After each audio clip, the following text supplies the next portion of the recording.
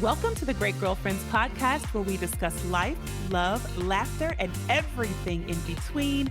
I'm your host, Sybil Amuti, and I can't wait for you to hear all of the Great Girlfriend magic on today's show.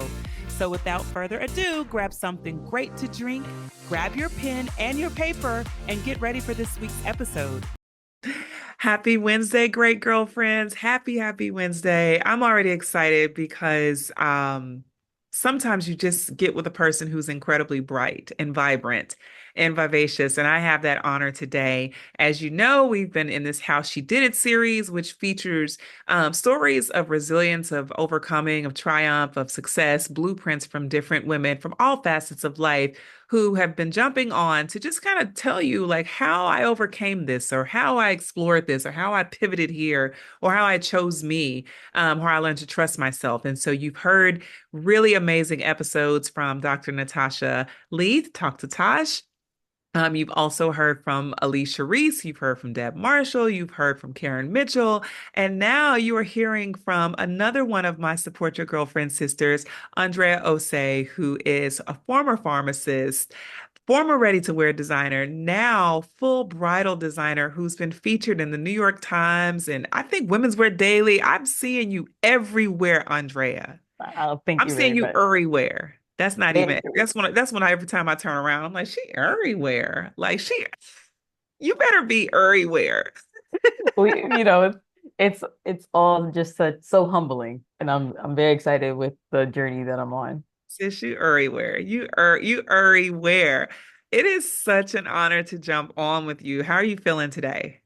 I'm feeling great. Just coming off of the heels of Bridal Fashion Week we just wrapped yesterday. Woo, go girl. Yes. So I had a lot of great reception to the new collection that we've released for Andrea A Bride, and just looking forward to the next coming weeks. Yeah. Some exciting announcements coming down the pipeline. You keep an exciting announcement every time I turn around. And let me just say, congratulations. Congratulations. On so many things. I want to start with you, like choosing this path and sticking with it and pivoting as you have felt led to pivot. Because when you said, as a pharmacist, I'm like, huh, what? Pharmacist, what? Wait, what? You're a pharmacist as well? Things I didn't know. And that you started in ready to wear and now you're in bridal. And congratulations on the wonderful media that I feel has truly been a great reflection of your brand, of your identity in the work that you do. And congratulations on being just an amazing woman of integrity doing it. Thank you. Integrity is big for me. Yes. All you have is your name. All you have, come on. Yeah. All you have is your name. And some people do a terrible job of maintaining their name, sis. I'm just going to say, but you, Yes. Yes, they do. They because all you do. have is your name. I think people abuse that fact. I don't think they recognize the power and significance of carrying their name with honor, with integrity. And so you do that so well. And I'm so excited to talk to you today. And I know we're talking about a very sensitive topic. Your story is particular to grief. And great girlfriends, I want to talk about this. I thought this was so important, Andrea, because I shared with the great girlfriend community for years, and I still share to this day. When my father passed in 2020, there was, I felt like I got hit like a Mack truck. Like I was like, a truck just hit me, guys. I don't know what's going on. I can't get up. I can't get down. I can't, I'm asleep. I'm awake. I'm feeling all the feelings. I'm Absolutely. looking at life differently. Things are shifting. And I don't know what's next. Like I have this tenderness in my spirit, and I will get through this, but I won't ever be the same. I will be new Forever after changed. this, right? Yeah. And what was interesting during that period, Andrea, is that I also talked to a psychologist when my father was diagnosed with Parkinson's. And when we saw his cognitive decline, and I felt in my spirit that his transition would be, it ended up being close to a year later, but was near. I began seeing a psychologist, and he explained to me that I was grieving. This was my father was still alive, right? Everything was he was trans he Parkinson's, he was experiencing symptoms of Parkinson's, but he was still alive. And so I was going to him because I said, I went to the psychologist, Andrea, I said I need a happy pill. I was like, is there such Like, is there A, a thing? Because a I'm thing. very unhappy. I don't feel like myself. I don't want to do the things that I love so much. Like, I need a happy pill. And he was like, I don't know, there is a happy pill, but I don't think you need that. So, and I didn't know there was a real happy pill. Girl, you know this There's a because couple. I There's a was, couple.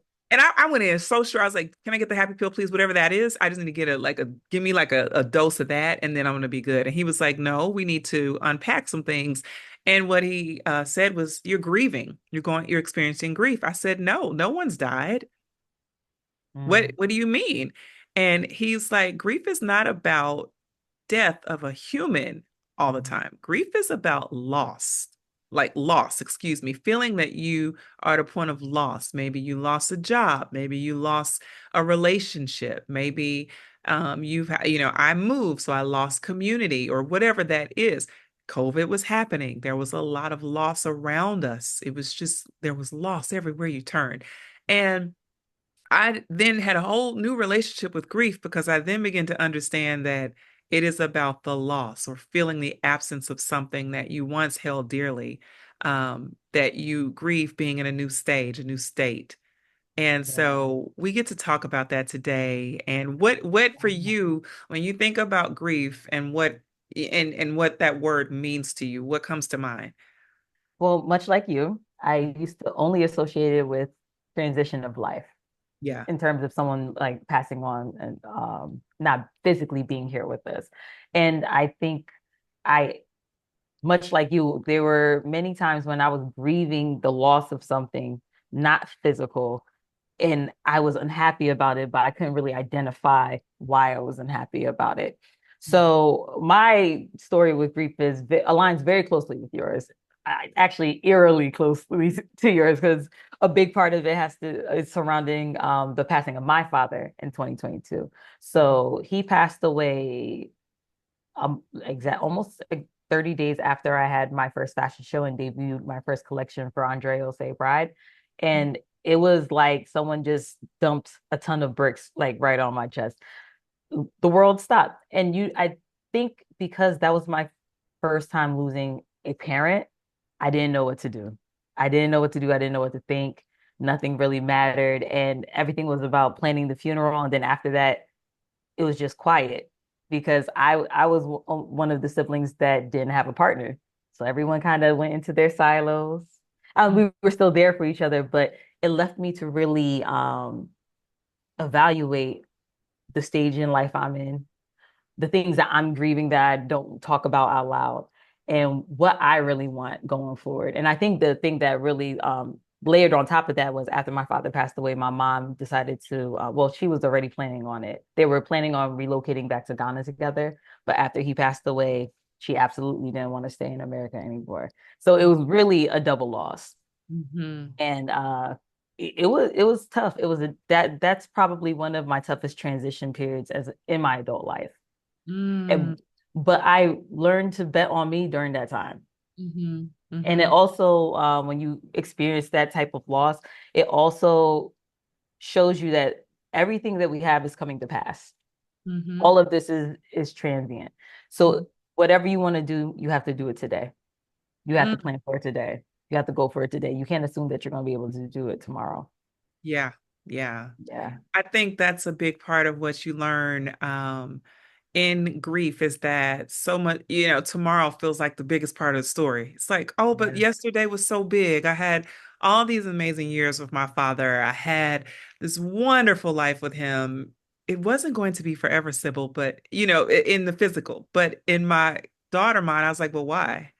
What? Why can't there are those feelings, and then there's even Andrea. There's feelings of I won't. Yeah, I'll say jealousy.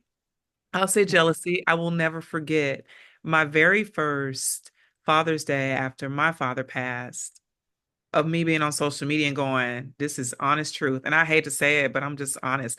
How did her father get to make it to this father's? Like, why did my father make it to this Father's Day? This person's father, how did they get to have this Father's Day and I didn't get it, right? You Like feel robbed. those were things I felt. Andrea, I got to the stoplight. This is just me keeping it honest with you. and the great girlfriends. I may have told the story to them, but I didn't tell it to you. I was at a stoplight in Memphis. I was in Memphis during my father's transition, which is where I'm from, and we went there to be with him during his transition. And after his transition, I was at a stoplight. I looked over at the light, and there was a little girl in the car, like in a truck with her dad. And she had ice cream. She had an ice cream cone, and she was in her little seatbelt, and she was just Mm. bopping. And dad had music playing, and I looked over like, how did she get?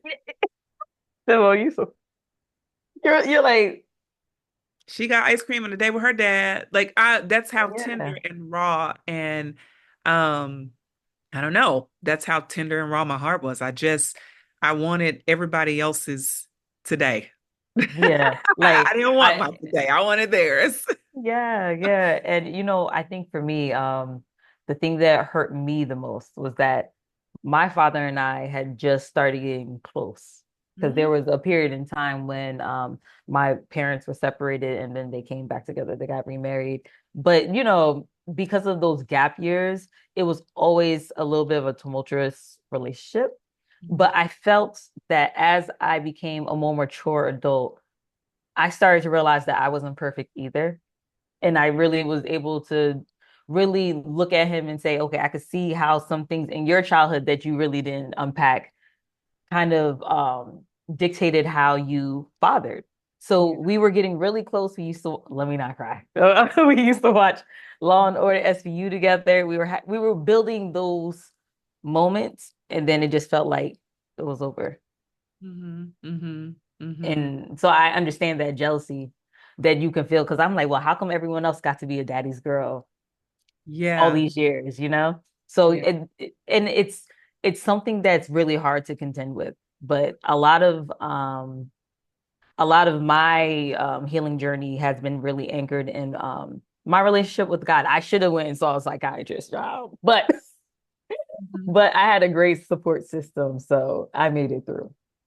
So what is the resolve you give yourself when you have that thought of why didn't I get to have a life as a daddy's girl? Because you were daddy's girl, right? Yes, yes. I Uh, like to think I was his favorite. Don't girl, of don't course you don't don't were. don't beat me up, Osei clan. Don't beat me up. Listen, listen, y'all know she was the favorite. Y'all know I'm also the I'm the girl that's fave too. Like I know what yeah. you mean.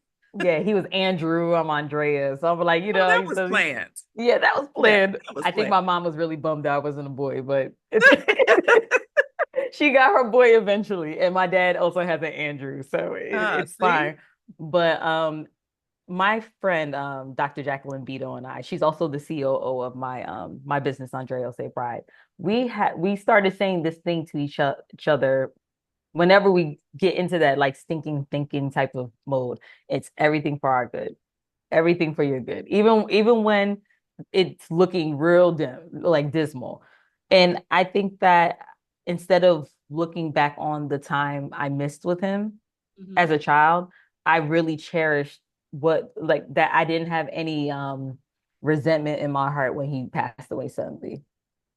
That Because that is also tough. I've had friends who have had parents or relatives transition, and now you're angry with someone who's not even here anymore. yeah. Yeah. Yeah. Isn't that So something? yeah, and that's a totally different cross to bear. So I'm just very grateful that I was able to resolve in my heart that I forgave him for however I felt he fell short as a father. Mhm. And we really enjoyed like those COVID, like the first 2 years before COVID and through COVID, we really bonded. Mm. Yeah. And I think that would be advice that I would give to anyone if you have a strained relationship, especially with a parent. I'm not saying that you sometimes certain things are just so egregious that it's hard to just turn the other cheek and like now be one big happy family, but just forgive them and resolve, like put all that those hard feelings to the side, even if you're not extremely close. Because when one of you is not here anymore, it's going to send you into a spiral. Yeah. There's nothing you can get back at that point. Nothing. Nothing. Yeah, there's nothing. I'd rather you just tell them your mind and then be like, all right, I don't really mess with you like that, but I still love you, you And know? you know what? We get to choose, Andrea, we get to choose who we are in relationships because Yeah. um I can't ask for more from my father. He gave everything down to his last breath. There's nothing more Mhm. I could ask of him, right? and your father gave you everything he could in those last years, and you decided to be available. You decided to be peace, to be love, to be, Yeah. a daughter who could just receive her father. You could have been a whole bunch of other things that would have tortured those years. Yeah. But we get to decide. And I think that's important for people to understand in relationship with parents or anyone. We get to choose who we are in relationship. People can be all they're gonna be. They're gonna be all they're gonna be. Yeah. Yeah. This is They- people are who they are. People gonna people. There's one thing people are gonna do. They're gonna people. But we get to choose how we show up. We get to choose how we relate, and in that parental relationship, that space, that familial space is very tender for everyone. It It can is be complex. It can come with a lot of dynamics. dynamics, which creates fear and makes us want to show up hard or, create barriers. But I that's so encouraging to remind people to just choose how you show up and choose to be loved. Why not? What's the Yeah. risk? Yeah. What's the risk? Yeah.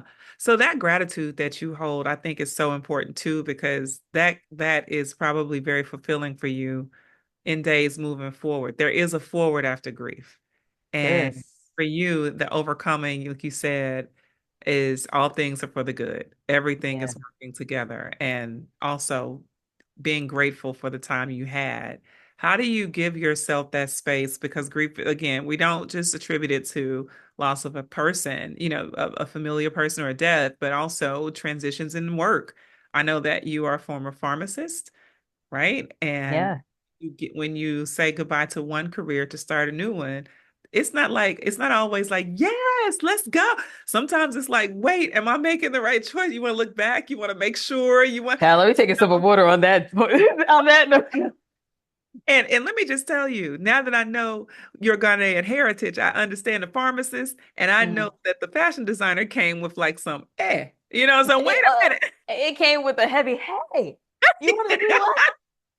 Oh my goodness. My mom actually said, okay, so you went to school to be a pharmacist. I say yes. She said, now you want to be a tailor. I'm like, no, not a tailor. Well, Uh-huh. nothing's wrong with being a tailor, but like a designer is slightly Uh-huh. different. And she was like, okay. So at that point, I was already feeling like a big loser. I can't even put it any other way because at the Yeah. time that I just, now this is an African household. Oh, I listen, my husband Ghanaian, so I'm like, So, oh, so he knows I'm a pharmacist. I want to leave my good, stable, secure job. I was a wife. I'm getting divorced. I uh-huh. haven't had any children. They're like, where did we collect this daughter from? Yeah. They said she's going through a crisis. They're like, what is going What is going on? What is going on? You're leaving who? You haven't had any baby. I was that like the quintessential African black sheep of the family. on? Uh-huh. Quintessential Uh-huh. rogue, just a rolling stone. But I'm so happy that I stayed true to who I was because in all these instances, like I could have chosen to stay in a situation that didn't serve me just for appearances. Stay in and I love being a pharmacist.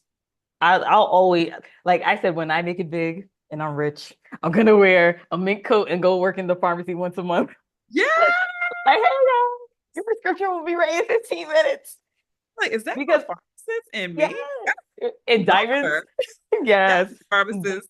But just because I do things that I'm passionate about, not just because I want to make money, right? And I didn't get into pharmacy because I wanted to just because of the money, it was for the love of people. And the same motivation is behind my bridal designs. Like I want to be a part of the biggest day of someone's life. I want to provide them a quality gown. I want them to know that they are the most important person to me when it comes to this process from start to finish.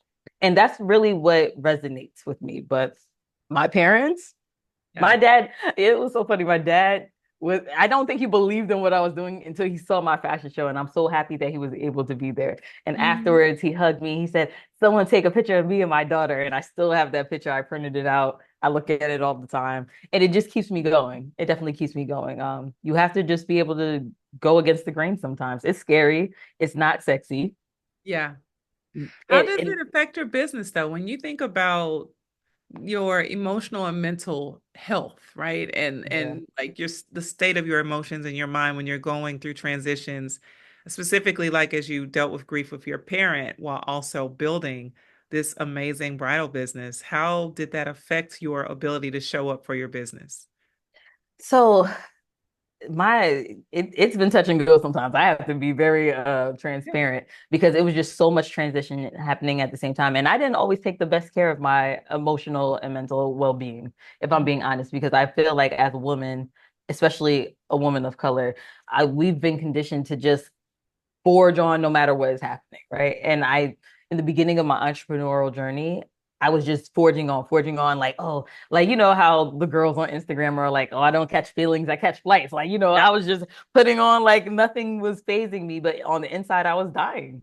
I was Mhm. dying. So I want to say maybe like 2 years into being a full-time entrepreneur, I really had to step back. And I think that aligned with when the COVID was happening. And I really had to say, are you really prioritizing what's most important, which is you, your heart, your mind, your soul?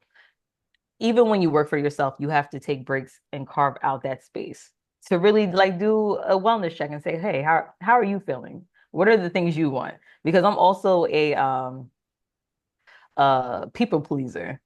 Mhm. So I had to really work on that too in this time of being an entrepreneur because I will drop everything I'm doing to go help somebody else. And it's not Wow. always reciprocated. How have your needs changed, like from season to season?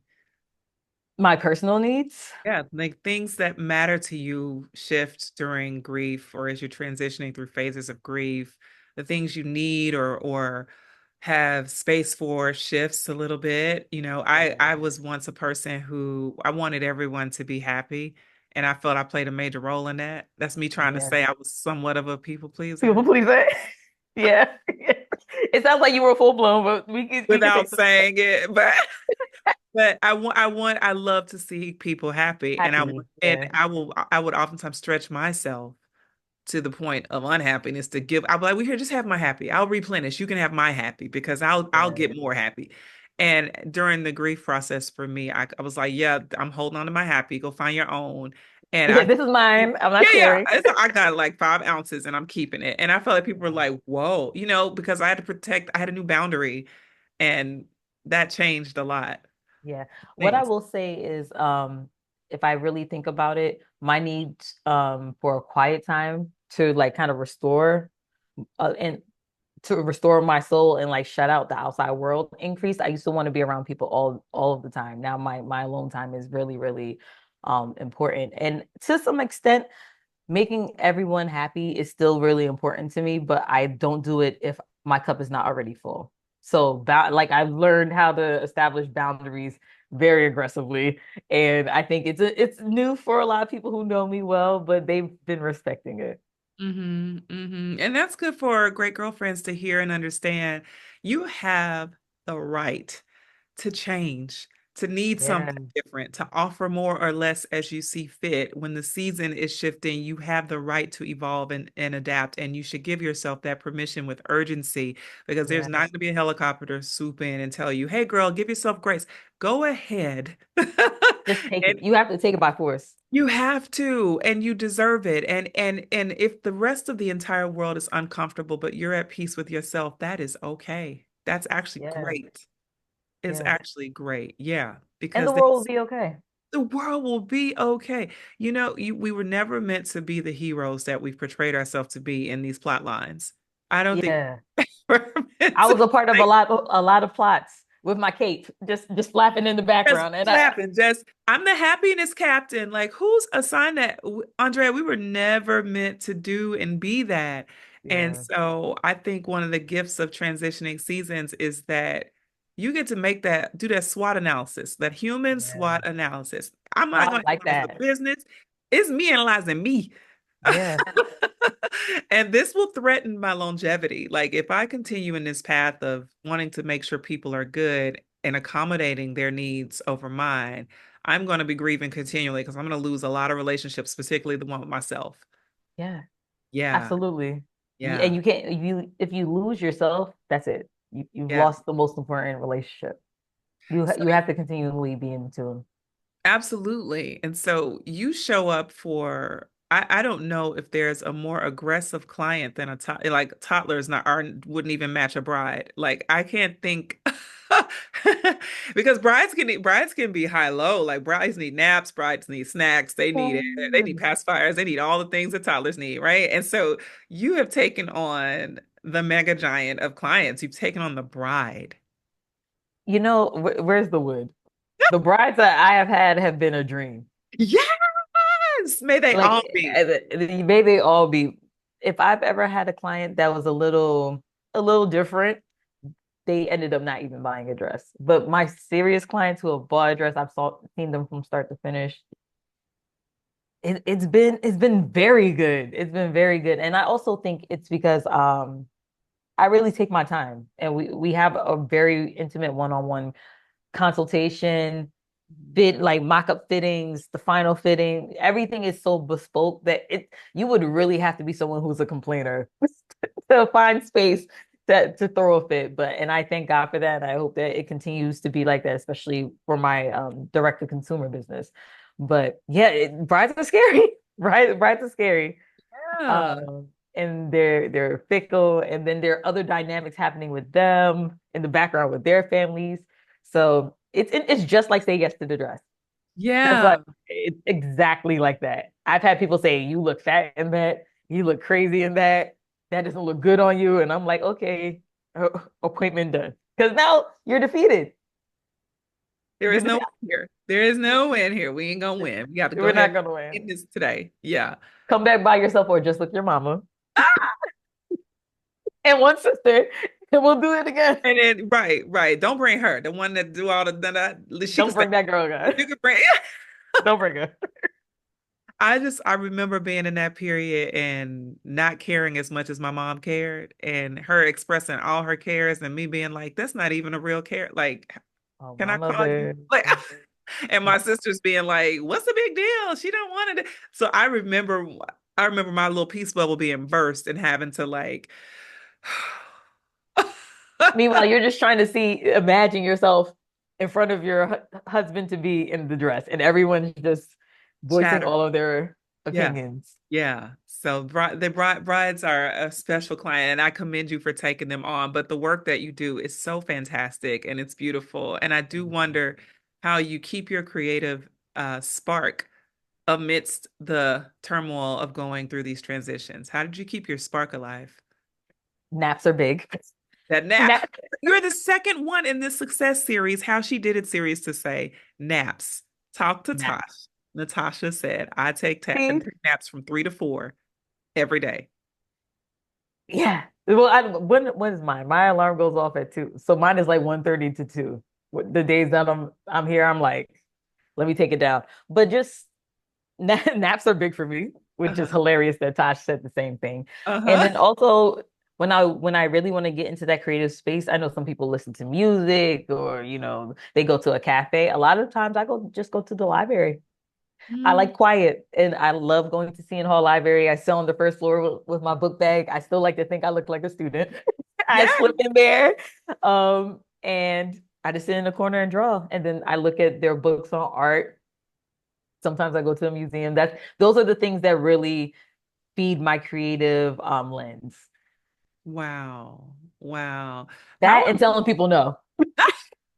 so naps, libraries, and no's. Okay. Yes, all of that.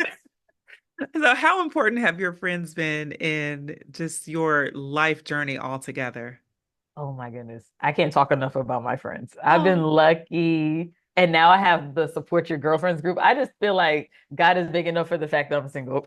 He's like, yeah. here, to have all this love from all these other people. And when I tell you it really fills you up, it fills you up. Most of the friends I have been my friends for at this point at least 10 years. Like I would make like when I make a new friend, like the end we're like kindred spirits and we just stay in each other's lives. And when I was going through well, I guess this would be my second grief story. When I was going through my divorce, I was very embarrassed. I hid it from my friends for a long time. They would be asking me, "Oh, well, let me not drop his name. Where's your husband? Where's your husband?" I'd be like, "Oh, he's with his parents." I would make excuses and say all Uh-huh. these things because I didn't want people to know that we were going through things. But your friends know you, and they created such a safe space for me to just openly grieve what was happening with me and not feel ashamed because shame is a big thing, especially in the Ghanaian community if you're a divorcee.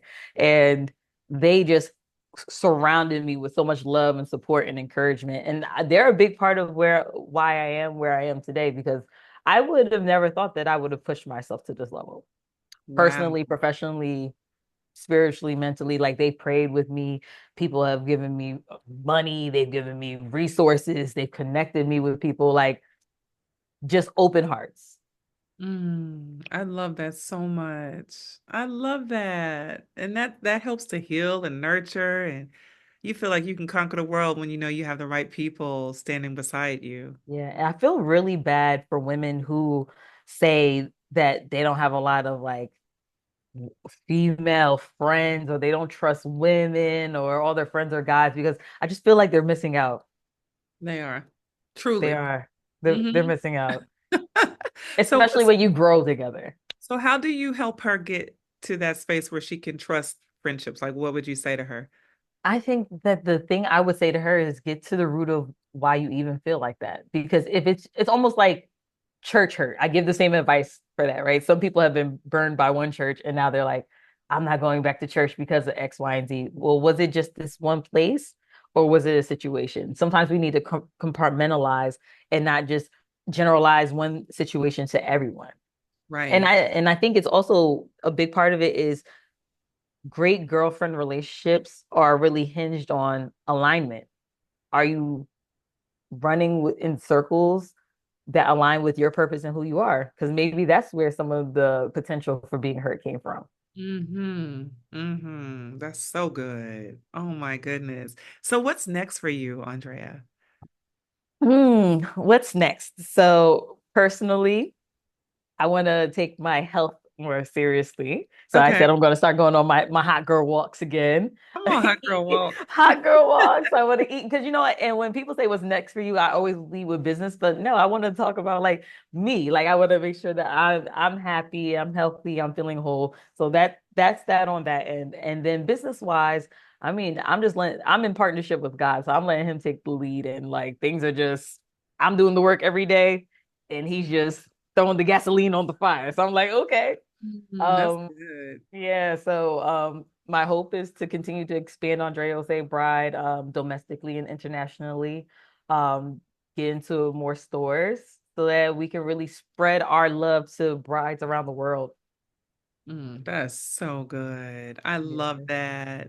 Where can our great girlfriends get in contact with you, learn more about your collection, possibly order dresses, possibly become a great girlfriend of yours? How can they learn Yeah. All of the above. Come be my all great of it? girlfriend. Yes. So you can find us on all social media platforms under at Andrea Osei Bride, all one word. Okay. At Andrea Osei Bride. All right, perfect. And your website? It's andreaosei.com. Love it. I love it. Andrea, thank you so much for your time, for your heartbeat, for your Thank beauty, your you. grace, and just sharing such a very important story of overcoming grief and how, like, being joyful, having gratitude, and having strong boundaries played a part in you standing and rising, really rising above, the stress and pressure of that season. So I'm sending you all the love in the world, I'm all catching love it. in I'm the catching world. it. Thank you. All right, great girlfriends, did you enjoy this week's episode of the podcast? If so, would you please give us your amazing review on iTunes? Every single review helps another great girlfriend get plugged into the podcast and the community. Speaking of community, make sure you join our Facebook group at The Great Girlfriends, follow us on Instagram at The Great Girlfriends, and on Twitter at _great GFS. I'm Sybil Amuti, and I'm out.